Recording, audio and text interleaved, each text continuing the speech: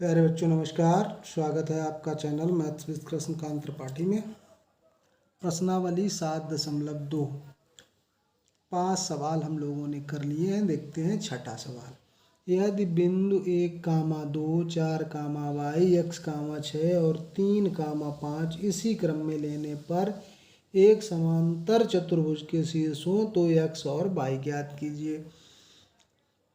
देखने में बड़ा कठिन सवाल आपको लग रहा होगा, लेकिन अगर आपको बेसिक जानकारी है तो आप इस सवाल को बहुत सरलता से समझ पाएंगे और हल भी कर पाएंगे। वीडियो में बने रहिएगा आखिरी तक, बिल्कुल स्किप नहीं करना है। मैं बहुत ही कायदे से बहुत ही अच्छे तरीके से आपको समझाऊंगा। इसी क्रम में लिए जाए, मतलब एक क्रम से b हो गया, फिर 4, y हो गया, c हो गया x, 6 और d हो गया 3, 5। अब समांतर चतुर्भुज की प्रॉपर्टी या परिभाषा आपको पता होनी चाहिए। समांतर चतुर्भुज होता क्या है? ऐसा चतुर्भुज जिसके आमने सामने की भुजाएं बराबर और समांतर होती हैं। क्या इस बात से हम लोग x और y का मान निकाल सकते हैं? निकाल सकते हैं, लेकिन कठिन हो जाएगा बहुत। AB को DC के बराबर करिए तो यहाँ पे एक समीकरण बनेगा, यहाँ पे एक समीकरण बनेगा। फिर AD और CB को आपस में बराबर करिए, तब एक समीकरण बनेगा, लेकिन बहुत कठिन हो जाएगा सवाल। चलिए, तो कोई शॉर्ट तरीका है? हाँ, बिल्कुल शॉर्ट तरीका है। क्या एक प्रॉपर्टी और होती है। हम जानते हैं कि समांतर चतुर्भुज के विकर्ण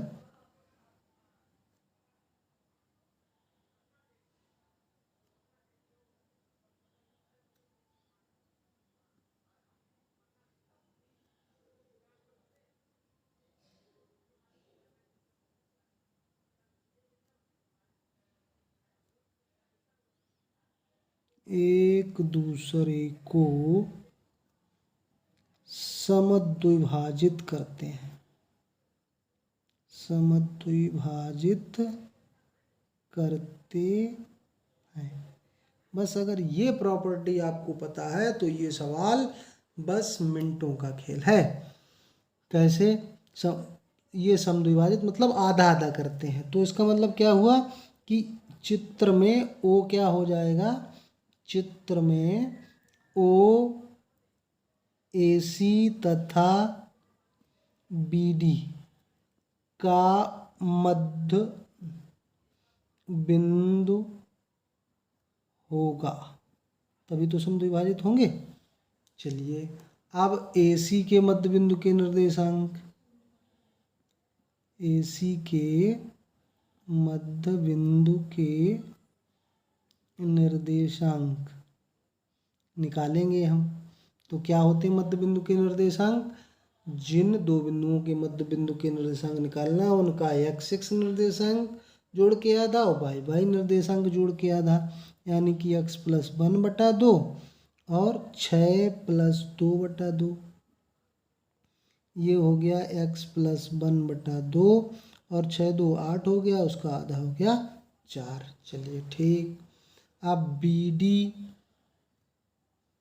के मध्य बिंदु के निर्देशांक, मध्य बिंदु के निर्देशांक, अब BD ले लें तो BD में क्या है? 4, y और 3, 5 है, तो 4 + 3/2 और y + 5/2 ये हो जाएंगे उसके मध्य बिंदु के निर्देशांक। तो 4 3 7/2 और y + 5/2। अब लेकिन दोनों का मध्य बिंदु तो एक ही है, दोनों का मध्य बिंदु O है, यानी कि ये दोनों O के निर्देशांक हैं, यानी कि दोनों एक ही चीज़ है, तो बराबर होंगे। अतः x + 1/2, 4 बराबर होगा 7/2 y + 5/2। तुलना अगर करेंगे तो x + 1/2 बराबर 7/2, 2 कैंसिल, तो x बराबर क्या हो जाएगा? 7 - 1 यानी कि 6।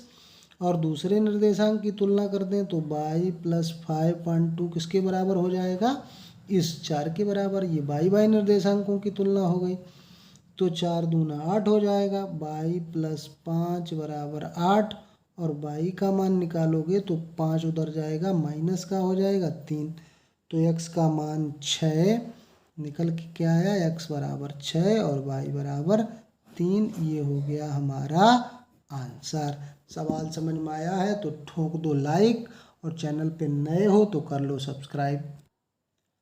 7वां सवाल हमारा है, बिंदु ए के निर्देशांक ज्ञात कीजिए जहां ए बी वृत्त का व्यास है जिसका केंद्र 2, तथा बी के निर्देशांक 1, 4 है।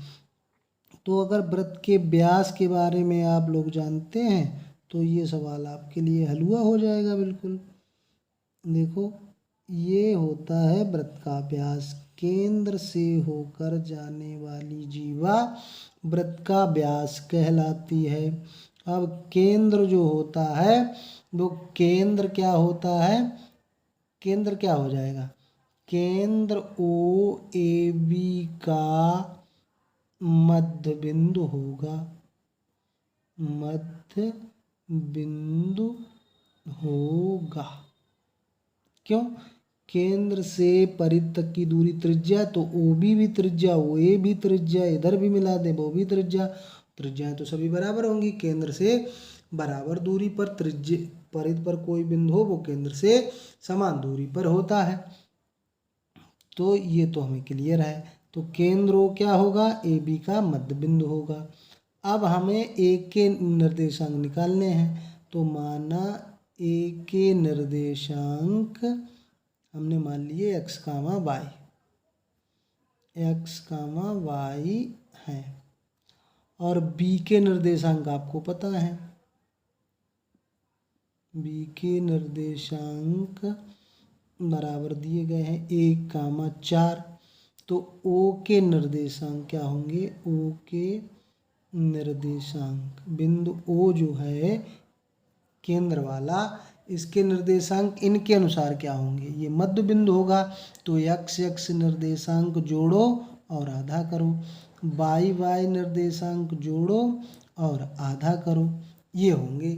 लेकिन यहाँ पे केंद्र के निर्देशांक भी तो दिए गए हैं, यहाँ पे केंद्र के निर्देशांक दिए गए हैं कि वो 2, -3 है। केंद्र के निर्देशांक भी 2, -3, इसका मतलब ये जो है 2, -3 के बराबर है। x plus 1/2 y plus 4/2। तो जब x प्लस 1/2 इसका मतलब 2 के बराबर होगा, इसलिए क्या हो जाएगा, x प्लस 1/2 बराबर 2, यानी कि x प्लस 1 इक्वल टू क्या हो जाएगा, 2 2 जा 4, यानी कि x बराबर 4 - 1 बराबर 3 हो गया। और y प्लस 4/2 बराबर किसके हो जाएगा, -3 के हो जाएगा। तो ये y प्लस 4 बराबर 2 3 जा हो गया 6। अगर हम y का मान निकालेंगे तो -6 है, 4 उधर जाएगा, ये भी माइनस का हो जाएगा, तो -10। x y के मान आ गए, तो a के निर्देशांक क्या होंगे, a के निर्देशांक हमने क्या माने हैं, x, y माने हैं, और x का मान आ गया 3 और y का मान आ गया -10।